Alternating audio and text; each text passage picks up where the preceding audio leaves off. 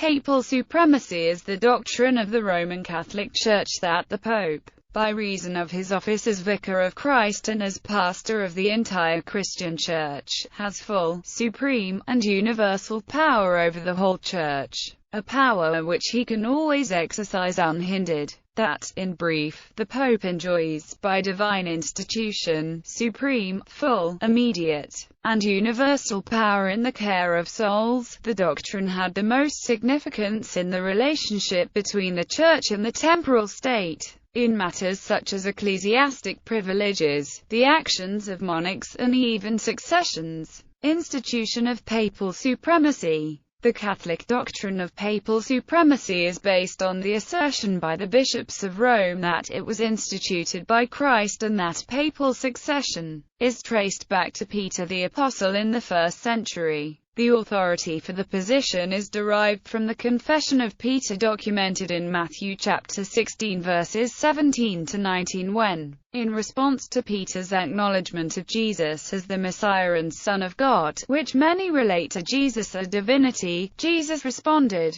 "Blessed are you, Simon Bar-Jonah, for flesh and blood has not revealed this to you, but my Father who is in heaven. And I tell you, you are Peter, and on this rock I will build my church, and the powers of death, gates of hell, shall not prevail against it. I will give you the keys of the kingdom of heaven, and whatever you bind on earth shall be bound in heaven, and whatever you loose on earth shall be loosed in heaven." Critics claim that the creation of the term papal supremacy dates back to the 6th century, which was the beginning of the rise of the bishops of Rome to the position of not just religious authority, but the power to be the ultimate ruler of the kingdoms within the Christian community, which it has since retained. Catholics have countered this argument by the fact that in the first 3 centuries of Christianity the Church in Rome intervened in other communities to help resolve conflicts. Pope Clement I did so in Corinth in the end of the 1st century. In the end of the 2nd century, Pope Victor I threatened to excommunicate the Eastern bishops who continued to celebrate Easter on 14 Nisan. Not on the following Sunday in the 3rd century, Pope Cornelius convened and presided over a synod of 60 African and Eastern bishops, and his rival, the anti-pope Novatian, claimed to have assumed the primacy. In the complex development of papal supremacy, 2 broad phases may be noted.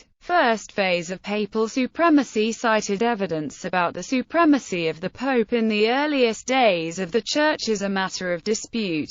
Most scholars recognize that he was given unique esteem as the successor to Saint Peter. Roman Catholics maintain that the unique authority of the Petrine seat was given deference, but non-Roman Catholic Christians argue that the Bishop of Rome held greater esteem, not greater authority, than the other bishops. The Roman Catholic Church claims a papal succession which runs unbroken back to Peter, who it claims was invested with the keys of the kingdom of heaven. Irenaeus of Lyons believed in the 2nd century that Peter and Paul had been the founders of the Church in Rome and had appointed Linus as succeeding bishop. Saint Innocent I, who served in the papacy from 401 to 417, championed papal supremacy in the entire Church.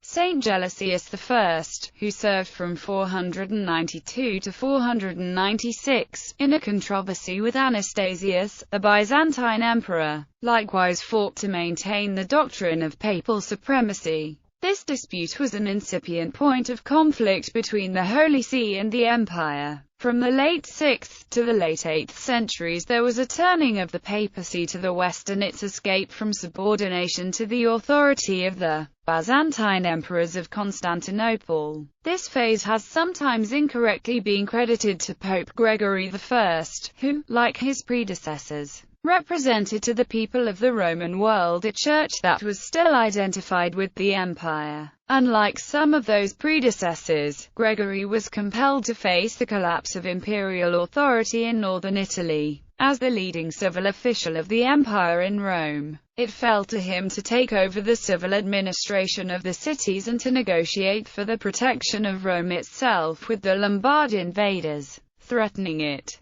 Another part of this phase occurred in the 8th century. After the rise of the new religion of Islam had weakened the Byzantine Empire and the Lombards had renewed their pressure in Italy, the popes finally sought support from the Frankish rulers of the West and received from the Frankish king Pepin the Short the first part of the Italian territories later known as the Papal States. With Pope Leo III's coronation of Charlemagne, first of the Carolingian emperors, the papacy also gained his protection. In the letters of the Second Ecumenical Council of Nicaea, the Roman Church is referred to as the head of all churches, twice. At the same time it affirms Christ to be the head of the Church, and the Apostle Peter is referred to as the chief of the apostles, but when listed with Paul they are together referred to as the chief apostles. Second phase of papal supremacy. The second great phase in the process of papal supremacy's rise to prominence began, one that extended from the mid-11th to the mid-13th century. It was distinguished, first, by Gregory VII's bold attack after 1075 on the traditional practices whereby the emperor had controlled appointments to the higher church officers, an attack that spawned a protracted civil and ecclesiastical strife in Germany and Italy known as the investiture controversy. It was distinguished, second, by Urban II's launching in 1095 of the Crusades, which, in an attempt to liberate the Holy Land from Muslim domination, marshaled under papal leadership the aggressive energies of the European nobility. Both these efforts, although ultimately unsuccessful, greatly enhanced papal prestige in the 12th and 13th centuries. Such powerful popes as Alexander III, Innocent III, Gregory IX, and Innocent IV wielded a primacy over the Church that attempted to vindicate a jurisdictional supremacy over emperors and kings in temporal and spiritual affairs. As Matthew Edwards Harris writes, the overall impression gained is that the papacy was described in increasingly exalted terms as the 13th century progressed. Although this development was neither disjunctive nor uniform, and was often in response to conflict, such as against Frederick II and Philip the Fair. Early in this phase, defense of papal supremacy was voiced by the likes of Saint Anselm of Canterbury and Saint Thomas Becket. Saint Anselm testified to the supremacy of the Roman pontiff in his writings and by his acts.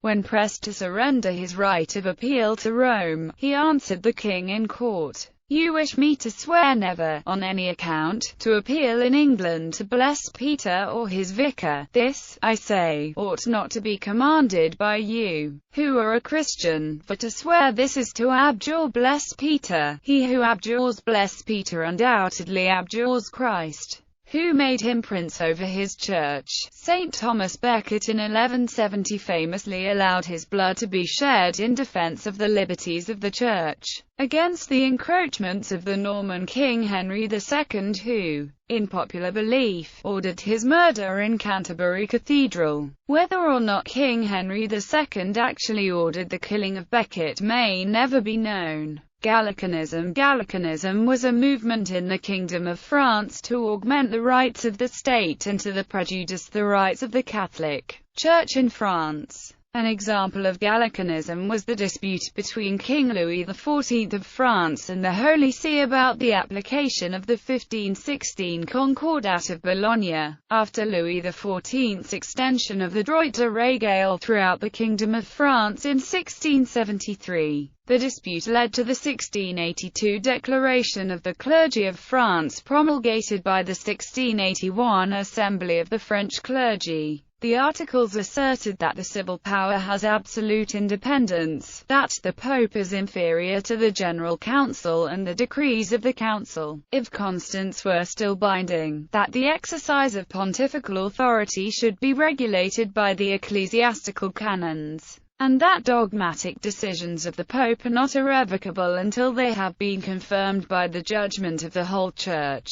The Apostolic Constitution Inter Multiplices Pastoralis Officii promulgated by Pope Alexander VIII in 1690, and published in 1691, quashed the entire proceedings of the 1681 Assembly and declared that the declaration of the clergy of France was null and void, and invalid. In 1693, Louis XIV rescinded the 4 articles and wrote a letter of retraction to Pope Innocent XII. Those members of the 1681 Assembly who were presented as candidates for vacant episcopal sees and were refused papal confirmation of their appointment, received confirmation in 1693, only after they disavowed everything that the 1681 Assembly decreed regarding ecclesiastical power and pontifical authority. Examples of papal supremacy: Urban II's launching in 1095 of the Crusades, which, in an attempt to recover the Holy Land and territories of the Byzantine Empire which had been conquered by Muslim Seljuk Turks, marshaled European nobility under papal leadership. The papacy determined whom they wished to be the king of various lands by the crowning by Pope Leo III of Charlemagne, first of the Carolingian emperors, rather than a man proclaiming himself king.